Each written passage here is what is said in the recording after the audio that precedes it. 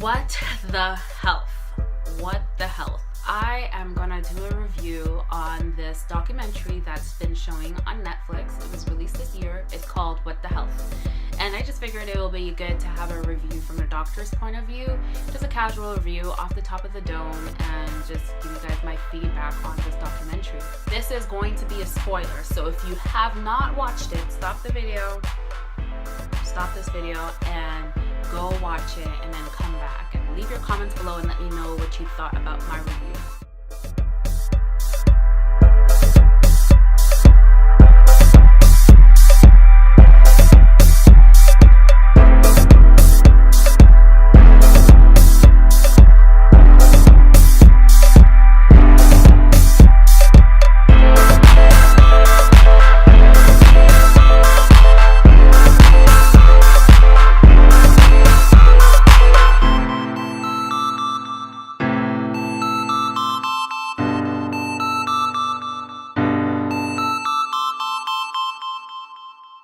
Okay guys, I have so much to say about this documentary. I don't even know where to start.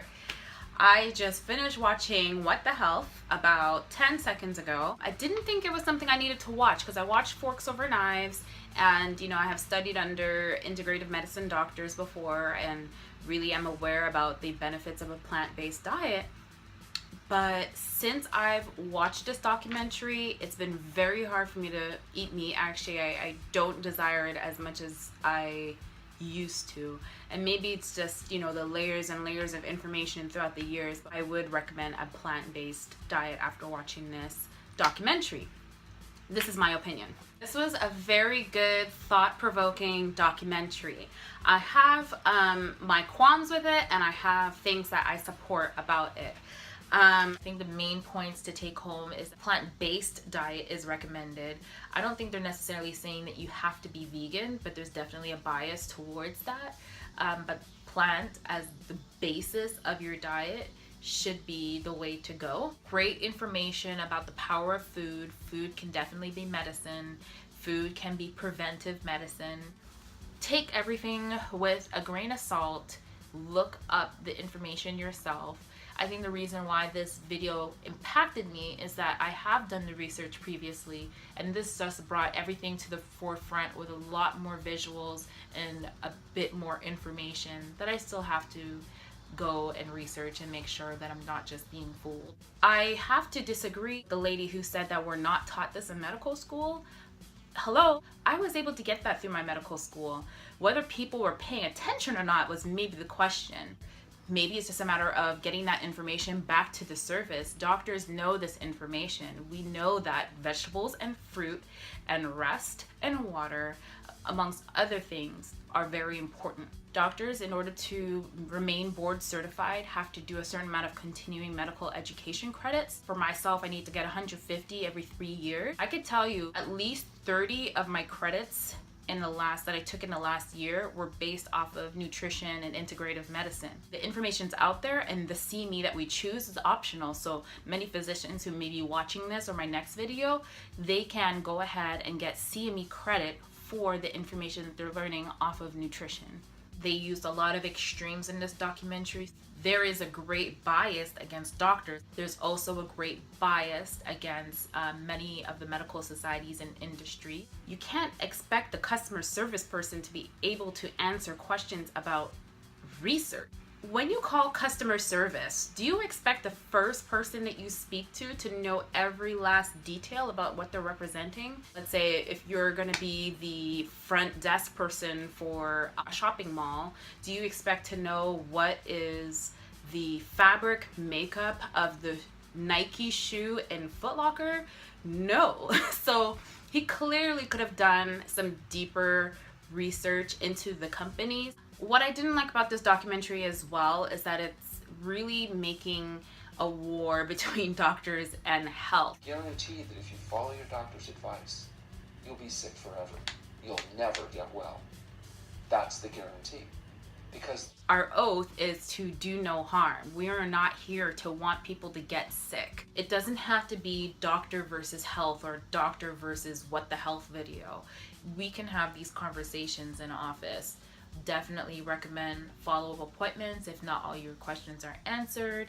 My job is actually to prevent disease, and if somebody gets disease, to treat that disease. See your doctor when you're not sick. I don't know how many times I might bump into people, bump into family and say, oh, I haven't seen a doctor in this many years. I don't get sick. What are you doing to prevent your illness? Talking about your lifestyle, with your health, fitness, spiritual life, your social life, how you deal with stress, what screening tests you've gotten, and if there's preventive medication because of illness that you may have had in the past. Or all these things happen in the preventive visit. And I'm not talking once every 5 years, at least annual. Most insurances cover this, thank goodness. A lot of people are coming in only when they get sick, and then the preventive talks are just so small because we're given such a small amount of time. Don't be afraid to bring your questions or your comments so that the doctor can address them at that visit, or maybe at a follow-up visit if they don't have the answer, or the time. What are the facts on smoked meat, processed meat versus vegetables or tofu, things like that. Those kind of questions provoke a different conversation. The visit may have had a certain outline before you brought up that question, but that question then brings up a new area.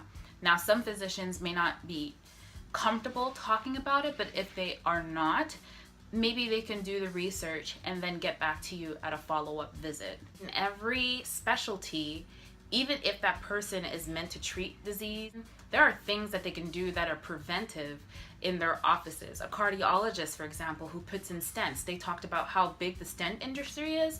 A doctor who puts in stents is able to backtrack, especially a lot of doctors when they get older, instead of retiring, they stop doing surgeries, for instance, and then they focus more on the prevention. And even then still, are doing prevention while putting in these stents. No matter what, because we're not perfect human beings, there's always going to be some level of disease. And in my personal opinion, until the kingdom comes, till the Lord walks on this earth, we're going to have some level of disease. So don't worry about doctors losing their jobs. Not that you guys were worried about that, but I don't think that's a good point to bring across why we are not talking about specific dietary changes that are needed. I'm done with the defense. I think that was a little defense. I get so happy when I see people get off their medications. It's not that the medications are necessarily bad. It just means that they're doing better. I think everybody's goal in life should really just to do better in whatever category. And I can breathe and I feel good and I can walk. My life has changed, and it only took 2 weeks of a whole plant-based diet. That's incredible. Yeah.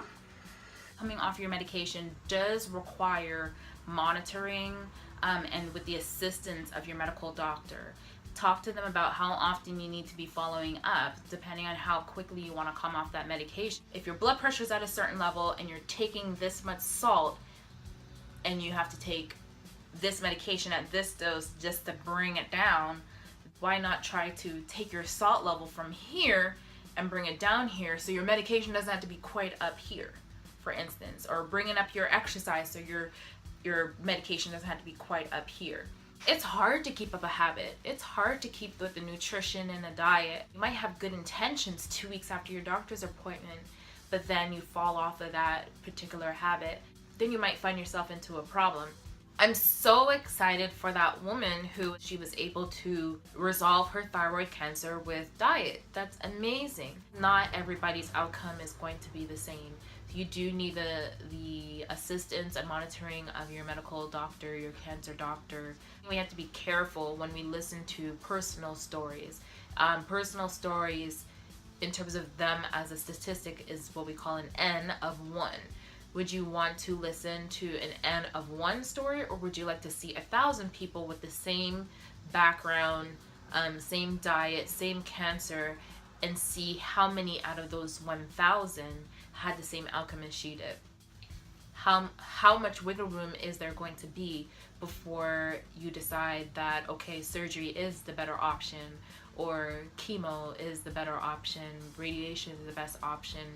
Choosing chemo and radiation does not negate the fact that you need to have a healthy diet that supports your healthy cells and suppresses the disease inflammatory cancer cells. There's a bias against the farms. I'm pretty sure there are humane farms that are out there that have not only cage-free chickens, let's say, but roam-free, halal. This video doesn't touch on that because they're trying to sway you more towards plant-based eating. It's also pus-filled infections. You see there's a bump or some kind of abscess underneath the hide. Most of the time, even if the way the animal is treated or killed is humane, there's not as much benefit to proteins as we may think. Not all vegan diets are healthy. Deep frying your carrots, deep frying your kale, too much palm oil, having too much coconut oil, or eating potato chips. Potato chips are vegan and not coming off the couch. That's a definite way for you to get sick. Also, of course, GMOs in some of the vegetables and fruit. They're pesticides, depending on what kind of animals are around them and what their feces are excreting. One thing to maybe look into is the Dirty Dozen and Clean 15. The other thing is that the soil is not as nutritious as it used to be in terms of in terms of mineral, vitamins. Strongly recommend a multivitamin for everybody. This documentary can be quite a stress these days, whether it's trans fat, milk, meat, GMO, gluten. We're trying to villainize so much food, it can be difficult to know what to eat. So this documentary definitely adds to that stress, but there's a lot of great information in there. If Adam and Eve could eat off the land in the Garden of Eden before they were told that they must eat meat, then there's got to be a place for vitamin B12. There's got to be a place for vitamin D and some of the other nutrients that we don't find in plants in as great numbers. We just have to find it. Those were some great points that they brought up about having the similar effects of tobacco, label warnings that should be on processed meat compared to the way we treat tobacco and other things. The consumer should have the common sense to know that our food is bad for you. I've often typified the meat industry to people who maybe don't understand its power and reach. It's got all the money of big tobacco and big pharma. They have some valid points there, and I think that's where the food industry, and I think it was New York, who started putting the calorie counts on their food so people can make more conscious decisions. To the lady that's kind of inferring that genetics don't play a role, unfortunately genetics do play a role, but diet can help to suppress some of the things that your genetics are trying to show. I think it's unfair to say that genetics do not play a role. Maybe not as much as what we think, but they do. There's a lot of people who eat healthy, exercise, have a healthy lifestyle, but still succumb to disease and cancers. What really impacted me was the part of the video where they talked about the way the pig farm was affecting that family or that community. Oh my goodness, that was just gut-wrenching. It brings another level to underserved rural communities.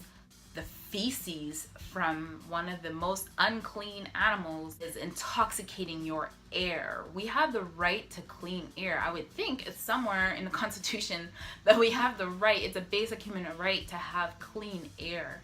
So to know that you're breathing in pig feces daily and sleeping, taking deep breaths in this, and let's say you wanted to go for a jog, you're breathing in all these toxins. That's just horrible. So that really hit me hard.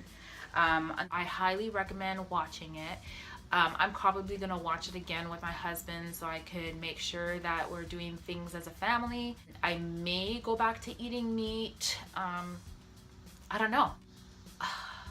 I think if I do eat meat or a meat-based product again, it's really just gonna be for the comfort and for the taste. There's ways for the farmers to get down into the feed and feed them like these pre-hormones or things that support hormones and all these different things that I just don't have the time to get into. That's why it's just so much easier sometimes to be vegan. There are a lot of cultural dishes that I've been able to make vegan, so every once in a while I think I may dabble in it, but it's more so going to be just for comfort and for the taste, not because I need it nutritionally. We're not going to live forever, but while we are alive, we can live well. And for me as a doctor, that's what I want to see. Where there's a will, there is a way. I think that's pretty much it. Like this video if you think this was helpful. Subscribe if you want to hear more. My next video is going to be tailored to providers and how we can take this information and go forward with it. Thank you for tuning into Silver Lining. Medically yours, Dr. C. See you guys next time.